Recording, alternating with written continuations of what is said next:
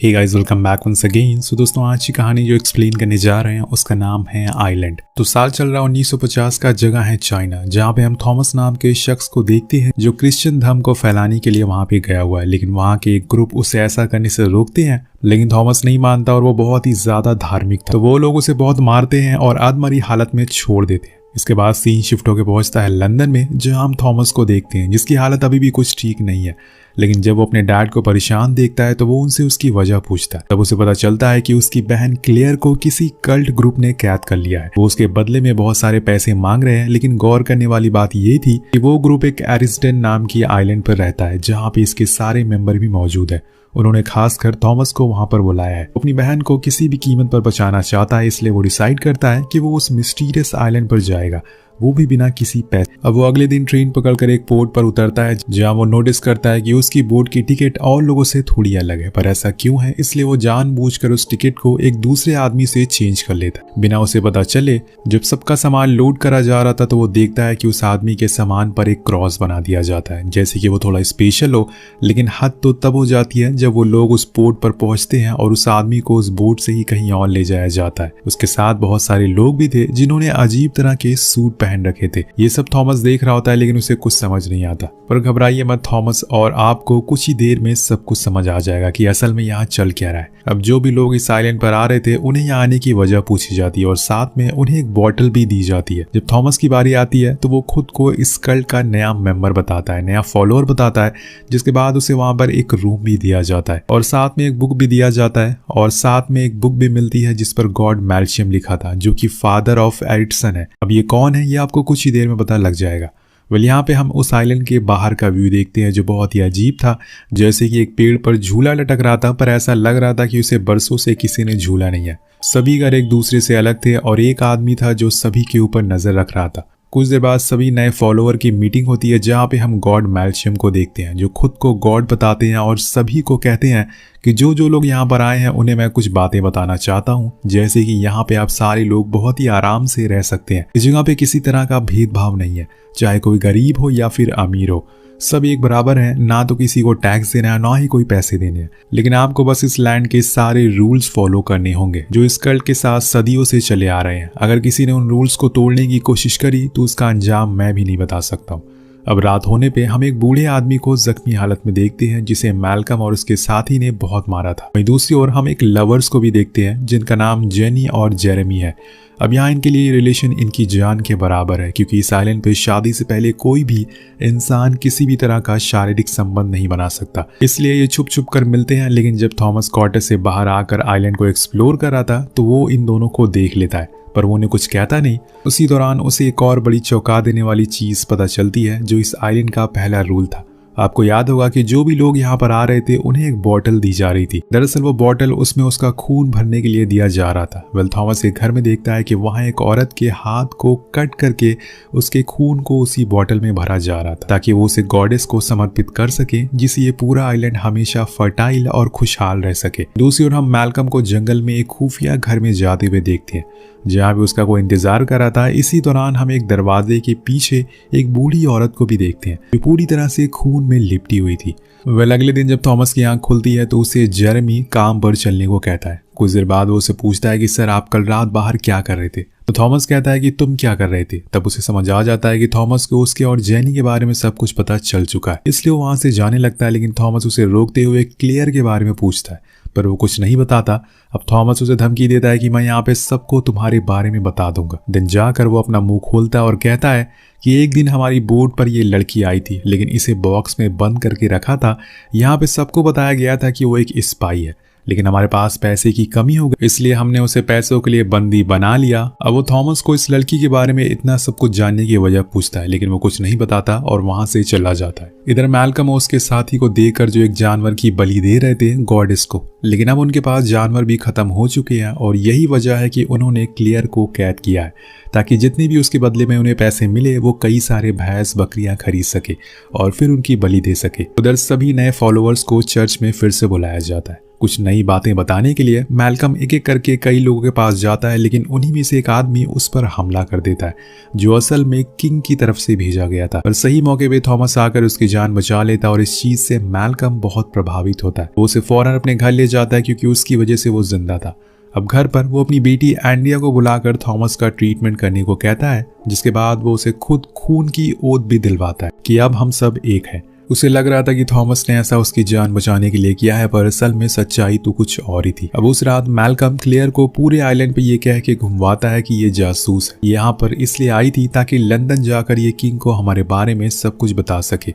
वो ये भी कहता है कि मुझे बताया कि इसे जानने वाला यहीं पर छुपा हुआ है, अगर वो बाहर नहीं आया तो मैं इसे यहीं मार दूंगा। भाई थॉमस ये सब चीज खिड़की से देख रहा था, लेकिन वो बाहर नहीं आता। अब सीन कट होके पहुंचता है मैल्कम के दोस्त पर, जो कि उसकी बेटी जेनी प्रेग्नेंट है, लेकिन उसकी अभी तक शादी नहीं हुई है और ये उस आइलैंड के रूल के खिलाफ है कि आज रात जब सारे फेस्टिवल में होंगे तो हम सारे नए फॉलोअर्स के रूम को चेक करेंगे ताकि हमें पता चल सके कि आखिर क्लेयर के जानने वाला कौन है, उसका रिश्तेदार कौन है।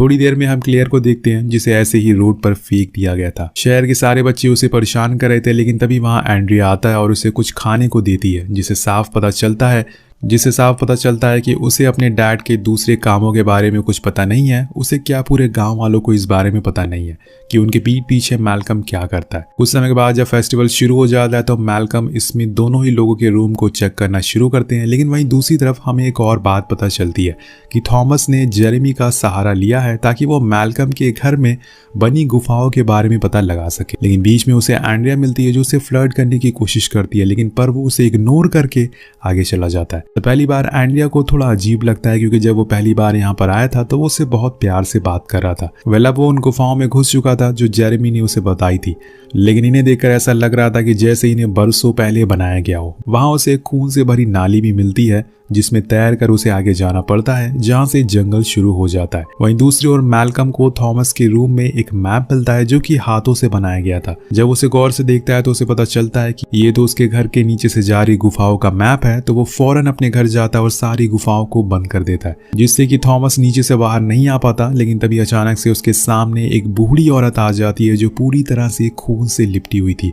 जिसे हमने कहानी की शुरुआत में भी देखा था। अब वो थॉमस की तरफ बढ़ने लगती है, पर समय रहते ही वो केव से बाहर एक अजीब सी जगह पर पहुंचता है जहां हम गॉडेस की पेंटिंग बनी हुई देखते हैं, जिसके तुरंत बाद हम रियल गॉडेस को भी देखते हैं, जिसे असल में दोस्तों मैल्कम ने कैद करके रखा हुआ था और उसे वो खून के लिए तड़पाता था क्योंकि उसकी वजह से आइलैंड की सारी क्रॉप्स सड़ रही थी। उसे कहता है कि अगर तुमने क्रॉप सही पैदा नहीं करी तो ऐसे ही तड़पती रहोगी। तुम उसी दौरान हम एक खून से लिपटे हुए आदमी को भी देखते हैं जो क्लेयर को एक बोरी में भरकर उसी गॉडेस के पास लाकर टांग देता है, जहाँ पे और भी बहुत सारी बॉडीज पड़ी हुई थी। अब कहानी आगे बढ़ती है और एक दिन जब थॉमस की आंख खुलती है तो उसके सामने एंड्रिया थी जो उसे लाकर कपड़े देती है। अब जब वो कपड़े चेंज करता है तो उसकी बॉडी पर चोट के निशानों के बारे में वो उससे पूछती है। तब वो बताता है कि मैं कई सालों पहले भगवान को बहुत मानने वाला सबसे ज्यादा था, लेकिन जब मैं चाइना गया क्रिश्चियनिटी फैलाने के लिए तो वहाँ के लोगों ने मुझे कैद कर लिया और मुझे बहुत मारा पीटा। तब मैंने सबसे अपनी जान की भीख मांगी, इवन गॉड से भी, लेकिन किसी ने भी मेरी मदद नहीं करी सिवाय मेरी बहन क्लियर के। और उस दिन के बाद से मैंने गॉड पर बिलीव करना छोड़ दिया। इसके बाद वो क्लियर की सच्चाई बताता है कि वो असल में एक नॉर्मल लड़की है, कोई जासूस नहीं है। उसे बस पैसों के लिए उससे डैड ने और उनके साथियों ने यहाँ पर कैद करके रखा हुआ है, जिसे सुन के एंड्रिया के तो होश उड़ जाते हैं। इसके बाद वो उसे क्रॉप फील्ड में ले जाती है और उन क्रॉप्स को दिखाती है जो अभी कुछ दिन पहले उगी है, जो कि असल में जहरीली है। वो उसे कहती है कि कुछ सालों पहले यहाँ तक सब कुछ ठीक था, लेकिन उसके बाद सब कुछ बिगड़ गया। तो आपको क्या लगता है कि ये सब गॉडेस को कैद करके रखने की वजह से हुआ है या फिर इसके पीछे कुछ और वजह है? वहीं दूसरी ओर जेनी जेरेमी को खुद की प्रेगनेंसी के बारे में बताता है वो कि आज हम दोनों इस आइलैंड से भाग जाएंगे। अब उनके लिए यहाँ एक चीज़ क्लियर थी कि अगर सब कुछ सही रहा तो वो यहाँ से आसानी से भाग सकते हैं, क्योंकि जेरेमी के डैड यहाँ से जा रहे थे और उनकी सोच भी यहाँ की लोगों से बिल्कुल अलग थी। इसलिए उन्होंने अब इस जगह को छोड़ने का फैसला कर लिया था। वहाँ जेरेमी कहता है कि तुम यहीं रुको, मैं अपना सामान लेकर आता हूँ। लेकिन तब तक दोस्तों वहाँ पर स्मिथ आ चुका था, जिसने इन दोनों की बातें सुन ली थी और वो जेनी को खुद के बच्चे को मारने को कहता है, लेकिन वो ऐसा करने से मना कर देती है, जिसके बाद स्मिथ उसे बहुत ही बेरहमी से मारता है। वहाँ पॉट के किनारे फ्रैंक को देखकर मैल्कम आ जाता है और उसे यहाँ से जाने की वजह पूछता है। तो वो कहता है कि अब मैं यहाँ नहीं रह सकता, मेरे और तुम्हारे विचार बहुत ही अलग है। इसे लेके उन दोनों में बहस भी हो जाती है। उधर जब जेरेमी दोबारा जेनी के पास पहुंचता है तो उसे मरा हुआ देखकर पूरी तरह से पागल हो जाता है। उसके पास खड़े स्मिथ को बुरी तरह से वो मारने लगता है, जिसे दोनों लड़ते हुए घर से बाहर पहुंच जाते हैं। पर यहाँ वो मौके का फायदा उठाकर सबसे कह देता है कि जेरेमी ने ही मेरी बेटी को मारा है और वो मुझे भी मारना चाहता है, जिसे सभी लोग जेरेमी के पीछे पड़ जाते हैं और वो भागते हुए फील्ड में पहुंच जाता है, जहाँ पे उसे थॉमस और एंड्रिया भी दिख जाते हैं जो उसे बचाने की कोशिश करते, लेकिन तब तक वहां गार्ड आ जाते हैं जो थॉमस को भी पकड़ लेते हैं और जेरेमी को वहां से ये कह के ले जाते हैं कि उसे अब प्यूरिफिकेशन की जरूरत है। नेक्स्ट सीन में हम जेरेमी का प्यूरिफिकेशन सेरेमनी देखते हैं, जिसमें उसे लिटाया जाता है, जिसके बाद उसके सर के आर पार एक सरिया डाल दी जाती है, जिससे उसकी बड़ी बेरहमी से मौत हो जाती है, या फिर ये कहें कि उसका प्यूरिफिकेशन हो जाता है। कुछ समय के बाद वहां फ्रैंक और मैल्कम भी आ जाते हैं। अब अपने बेटे को ऐसा मरा हुआ देखकर फ्रैंक बहुत ही गुस्से में आ जाते हैं और भागते हुए घर में चले जाते हैं, जहां से वो बंदूक लेकर गॉडेस को मारने की धमकी देकर चला जाता है। इस चीज को देखकर वहां पर हल्ला मच जाता है, जिसका फायदा थॉमस उठा लेता है और सारे गार्ड्स को मार देता है।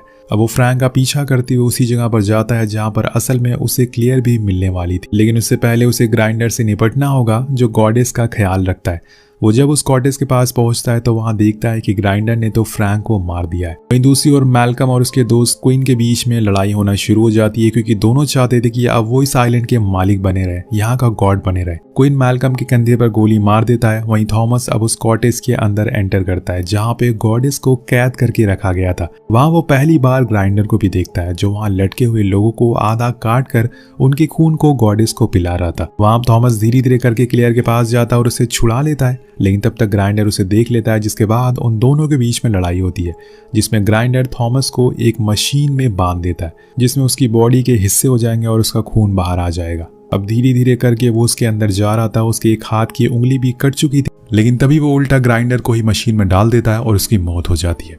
वहीं क्लियर और एंड्रिया को क्वीन उठाकर ले जाता है ताकि वो उन्हें मार सके। अब यहाँ दोस्तों फाइनली गॉडेस को देखते हैं, जिसके पास थॉमस जाता है। अब गॉडेस उसके सर पर हाथ रखती है, जिससे कि थॉमस को उसके अतीत के बारे में सब कुछ पता चल जाता है कि कैसे कैसे उसके साथ जुल्म किए गए। पूरी जिंदगी उसके सामने आ जाती है। इधर क्वीन एंड्रिया और क्लेयर को सब कुछ बताता है कि असल में वो इस लैंड का असली हकदार है, लेकिन मैल्कम ने उसे सब कुछ छीन लिया। उसने इस जगह को डिस्कवर किया था, वो भी हमेशा से गॉडेस को खाना खिलाते हुए आ रहा है और उसके ही कहने पे गॉडेस को बंदी बनाया गया था, लेकिन आज तक सब लोग बस मैल्कम की बात सुनते हैं। उसकी ये सब बातें होश में आ चुके हुए मैल्कम भी सुन रहा था।